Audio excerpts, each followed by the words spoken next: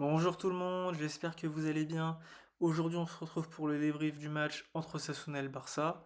Ça a été un match très compliqué à regarder, on va pas se mentir. Pas beaucoup d'occasions des deux côtés, un rythme lent. Osasuna qui joue bas et qui espère des contre-attaques pour ressortir du match avec un résultat. Donc tout de suite, ça fait un match où le Barça a une possession stérile et où il se passe pas grand-chose. Le match est globalement mauvais des deux équipes. Mais je retiens quand même la bonne première mi-temps de Sasuna avec un bon Boudimir qui s'est créé quelques occasions. Je retiens notamment celle où il dribble et fait tourner un peu la tête Koubarsi, qui a fait quand même un très bon match hein, malgré ça. Boudimir frappe sur le poteau, mais c'était une très bonne occasion et c'est passé à rien. On a vu au ralenti, Boudimir il a fait un peu des zigzags, il est allé à gauche, à droite, plusieurs fois. Et Koubarsi, il a un peu tourné la tête plusieurs fois parce qu'il avait un peu perdu de vue Boudimir. Et donc le Barça a eu chaud, mais ça fait toujours 0-0 à ce moment-là. Le Barça qui s'est fait avoir plusieurs fois dans son dos en première mi-temps. Dès qu'Osasuna a récupéré le ballon, ça a envoyé un long ballon sur ses attaquants qui se retrouvaient directement en 1 contre 1 ou en 2 contre 2. Ça mettait tout de suite en danger le Barça. Osasuna, malheureusement pour cette équipe qui n'a pas su concrétiser ses occasions. Et en seconde mi-temps, cette équipe s'est recroquevillée dans sa zone à attendre le Barça. Elle n'a pas su exploiter les récupérations car le Barça récupérait le ballon tout de suite après. En fait, on a vu que Flick a fait des ajustements à la mi-temps pour, pour ne plus que le Barça se fasse prendre dans son dos. On a vu que le pressing était tout de suite beaucoup plus efficace en seconde mi-temps. Dès la perte de balle du Barça, les joueurs montaient pour récupérer le ballon au plus vite et c'est pour ça qu'on n'a plus trop vu Osasuna offensivement en seconde mi-temps. Donc la seconde période a été très dure. Ça a beaucoup défendu. On n'a plus du tout vu Boudimir qui a été remplacé en seconde mi-temps aussi. Certes, Osasuna euh, a marqué, mais c'était trop tard. Il y avait déjà 2-0 et le Barça a sans doute levé un peu le pied après son deuxième but. Après, ça a poussé pour égaliser, mais c'était déjà trop tard et il n'y a pas eu d'occasion franche. Le Barça s'est fait avoir plusieurs fois en contre-attaque en première mi-temps. Ok, mais en attaque c'était aussi compliqué. Pas grand-chose à retenir, pas d'occasion, pas de différence faite, pas de circuit de passe, pas de lien entre les joueurs. Alors ok, Osasuna joue bloc bas, mais le Barça joue contre des blocs bas tous les week-ends, donc il devrait pouvoir trouver la solution. C'était aussi assez dur de faire les différences sur les côtés pour le Barça. Bah, avec des joueurs comme Fermin et Rooney, hein, on sait que c'est pas des joueurs qui ont une grande qualité de dribble. On rajoute à ça le fait qu'Osasuna joue bloc bas, ça devient tout de suite très compliqué pour eux. Fermin s'est quand même beaucoup plus montré en seconde mi-temps, notamment parce qu'il a été replacé à son poste préférentiel en tant que milieu offensif. On l'a beaucoup plus vu, il a été mieux trouvé, il a touché plus de ballons et a essayé de jouer vers l'avant. Il a fait aussi une bonne passe décisive pour Ferran en fin de match où il la met dans l'intervalle. Ça passe compte vraiment pour 85% du but, hein, 85-90%. Euh, il met Ferran dans les meilleures conditions pour enchaîner sur une frappe, hein. Parce que Ferran en soi, certes, il fait le bon appel, mais il a juste à la contrôler puis frapper. Il est seul face au gardien, pardon. Pour Rooney, c'est un mauvais match de sa part, car il a rien produit de positif. En fait, il n'a pas dribblé, pas trouvé de passe différentielle, pas d'appel tranchant. Il est resté à côté de sa ligne et il a attendu le ballon et dès qu'il l'avait, il la remettait derrière. Donc il s'est vraiment pas mis en avant sur ce match. Et bah, on a vu que derrière, son remplaçant Rashford, qui joue même pas à son poste, a fait mieux en fait. Donc franchement, il s'est pas mis en valeur sur ce match. Lewandowski qui a fait un plutôt bon match. On sait que ce type de rencontre est compliqué pour les avant-centres. Euh, Ça va pas toucher beaucoup de ballons. Ils seront souvent entourés par la défense. Il y a pas mal de duels physiques. Il y a aussi du jeu en pivot, donc c'est assez physique. C'est pas forcément des tâches qu'on a envie de faire hein, quand on est joueur de foot. Mais il s'est bien débrouillé, hein. Il a marqué son but pour débloquer la rencontre. Il a eu quelques occasions comme en première mi-temps où sur un des seuls bons mouvements du match côté Barça, il a conclu par une frappe, mais malheureusement ça passe au-dessus du cadre. Ferran, qui marque aussi, mais beaucoup de déchets techniques, des contrôles qui paraissent simples mais qui sont ratés. Il va souvent dans l'axe alors qu'il y a déjà Lewandowski et que ça joue bloc bas, donc normalement quand ça joue bloc bas, faut s'écarter au maximum. Enfin bon, un match à la Ferran hein, comme ces derniers temps, malheureusement. Il connaît une mauvaise période là depuis 2026, hein, ouais, depuis 2026. En début de saison, tout allait plutôt bien, il enchaînait les buts, même si on sait que dans le jeu ça sera jamais parfait. Au moins il enchaînait les buts, mais là il connaît vraiment une période assez difficile. Rashford aussi qui est rentré en cours de jeu en seconde mi-temps, qui a fait une très bonne passe décisive pour Lewandowski. Il a bien temporisé, il a attendu que son numéro 9 se démarque bien et il a fait un bon centre qui était pas si simple à faire que ça parce qu'il était à l'arrêt.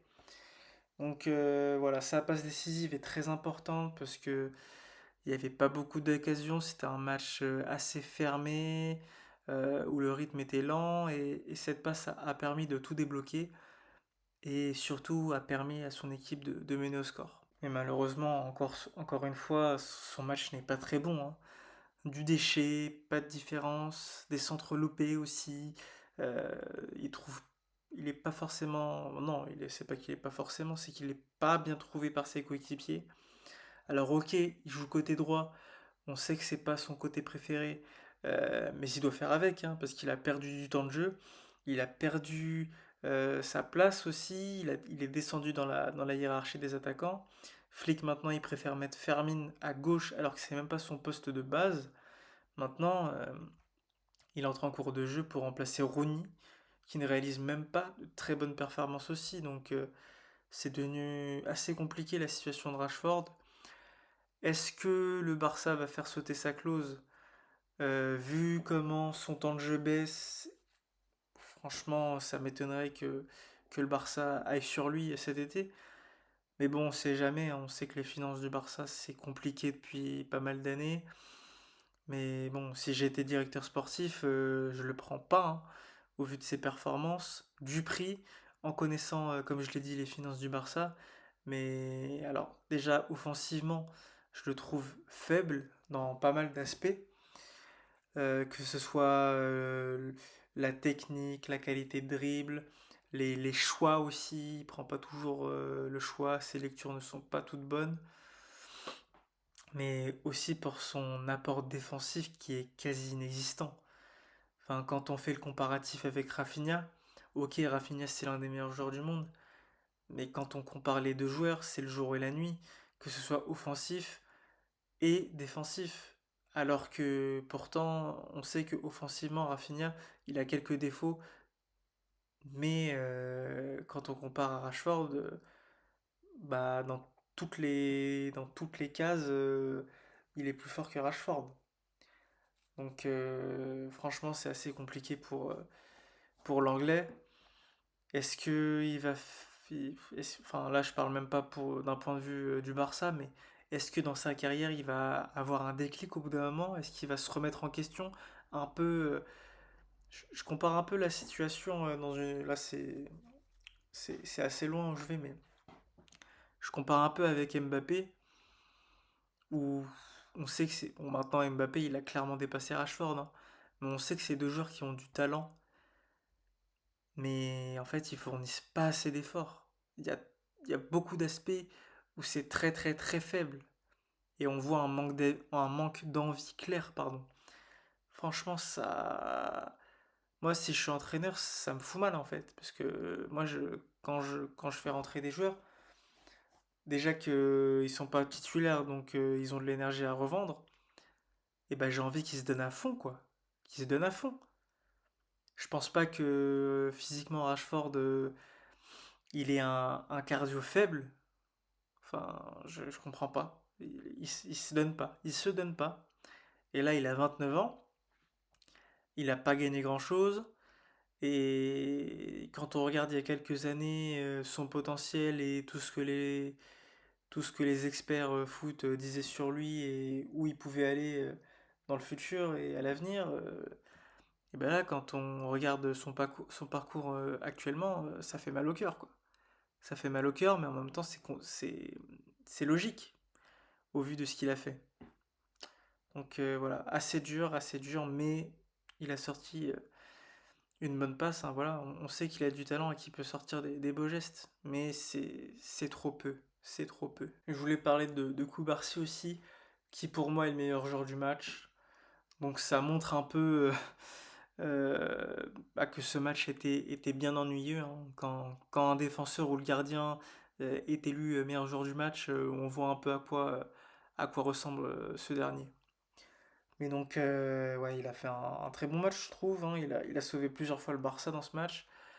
Je pense notamment à deux sauvetages en début de rencontre. Un, enfin, le premier plutôt, où il se retrouvait en un contre un et il a super bien géré son duel, car le joueur adverse pouvait se retrouver seul face à Joan Garcia hein, s'il arrivait à passer Koubarsi. Et le second aussi, où il arrive à dégager le ballon, alors que deux joueurs adverses pouvaient partir seul au but. Là, franchement, fallait pas qu'il se loupe, hein, parce que déjà, bah, il y avait personne derrière lui. Et même si déjà il a réussi à dégager, mais même s'il loupait son dégagement, ça pouvait être très très très dangereux. Et comme je l'ai dit, il y avait personne derrière lui, donc là ça partait en 2 contre un contre Joan Garcia.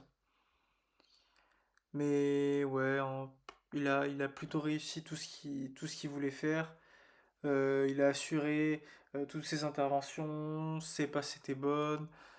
Et bon, je l'ai dit en début de vidéo, mais le seul moment où il s'est fait avoir, c'est sur la chevauchée de Boudimir, hein. Mais sinon, très bon match, très costaud et fort de sa part. Mais donc, au final, et comme je l'ai dit plus tôt aussi, la seconde mi-temps a été très très dure à regarder, hein. Déjà que la première c'était dur aussi, mais alors la seconde, il s'est rien passé. Je peux même pas dire que le rythme était lent, car il n'y en avait même pas. Les changements barcelonais ont quand même fait du bien au Barça, avec Rashford et Ferran qui ont été décisifs, et Fermin aussi avec les remplacements, qui a été replacé dans l'axe et qui lui aussi a été décisif en seconde mi-temps. Mais donc, bah, il faut juste retenir les 3 points hein, sur ce match, hein. On voit que le Barça est quand même beaucoup moins motivé pardon, que durant la saison. On sait déjà à peu près que le Barça est favori quand même pour gagner la Liga. Je pense qu'ils le savent aussi, c'est pour ça que le jeu n'est pas forcément flamboyant, pardon. Flick aussi doit être au courant, c'est peut-être pour ça qu'il est peut-être moins strict sur la qualité de jeu de son équipe. Mais donc voilà, c'était très important de gagner ce match pour ne pas se faire peur sur la fin de championnat et aborder le Classico dans les meilleures conditions. Ça met aussi une petite pression au Real pour leur match de demain, même si, comme je l'ai dit, pour moi le championnat est déjà fait à 95%. Mais bon, on sait jamais. En face, c'est le Real, donc on sait encore plus pas ce qui va se passer. On préfère assurer du côté du Barça. Mais donc voilà. Rafinha, qui était revenu aussi dans le groupe, qui a pas joué. Je pense qu'il n'était pas forcément prêt à faire beaucoup de minutes sur ce match. Et comme le Barça a marqué en seconde mi-temps, Flick a décidé qu'il fallait pas trop prendre le risque sur une fin de match un peu bourbier. Et comme ça permet de reposer encore plus Rafinha pour le Classico. Et donc voilà ce que j'avais à dire sur ce match qui a été très ennuyeux. J'espère que le Barça va s'améliorer et proposer un meilleur match sur le Classico. Mais on verra ça en temps voulu. J'espère que la vidéo vous aura plu. N'hésitez pas à vous abonner, à lâcher un like, à me dire ce que vous avez pensé du match, même si j'imagine un peu ce que vous pensez. Sur ce, à la prochaine pour un nouveau débrief. Allez, salut tout le monde.